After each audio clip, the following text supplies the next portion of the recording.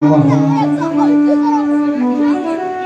का वह नमन और वंदन करते हैं।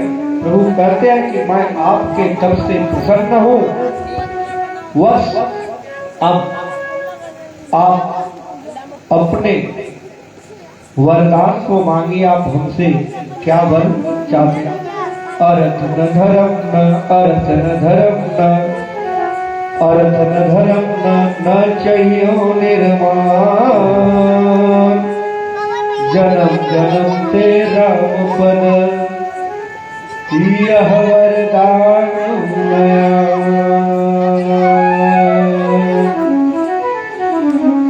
मुझको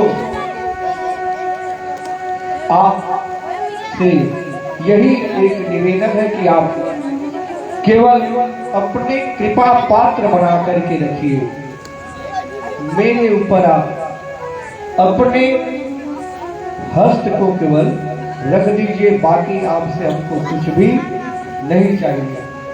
तब प्रभु कहते हैं कि मैं अब आपको एक लोक देता हूं, ध्रुव लोक, जहां न सूर्य का प्रकाश न चंद्र का प्रकाश पहुंचेगा।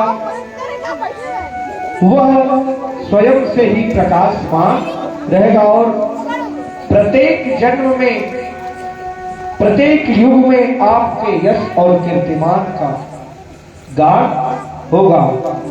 वह सप्तऋषि तारागण से भी अधिक ऊंचाई पर आपको एक लोक, ध्रुव लोक देता हूं।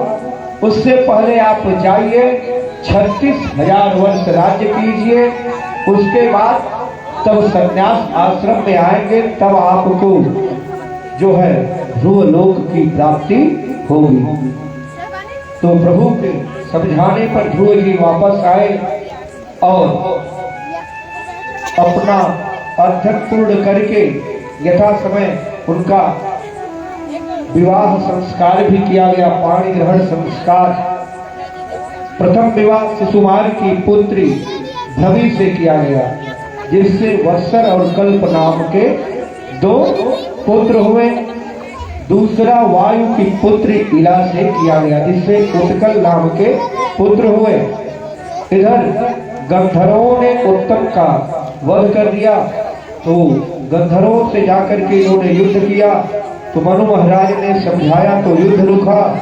इनका वर्ष 36,000 वर्ष राज्य पूर्ण हुआ, तो ये वापस जाना चाह रहे थे, लेकिन उस समय अपनी माता नीति, जिसको बुद्धि भी हम आप कहते हैं, उनका चिंतन करने लगते हैं।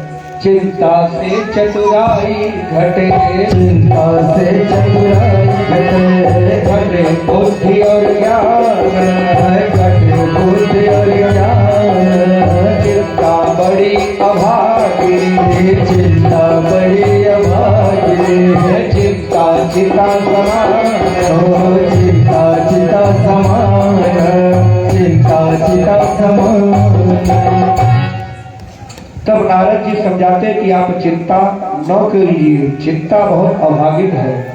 बुद्धि आपके माता विद्वानों द्वारा सेवित होगी, पूजी जाएगी। आप इनका चिंतन छोड़ दीजिए, क्योंकि चिंता और चिता में केवल एक बिंदी का ही नाम है। चिंता चिता के रूप में परिवर्तित हो जाता है, इसलिए कभी भी चिंता नहीं करना चाहिए। हाँ, चिंतन करना चाहिए। चिंतन का बहुत ही अधिक फल है। जो हम सुबह प्रातः काल अपने बिस्तर से उठने से पहले दिन के कार्य के लिए और शरीर के रोगों के लिए चिंतन करना चाहिए, और सोने से पहले दिन भर के किए गए कार्य का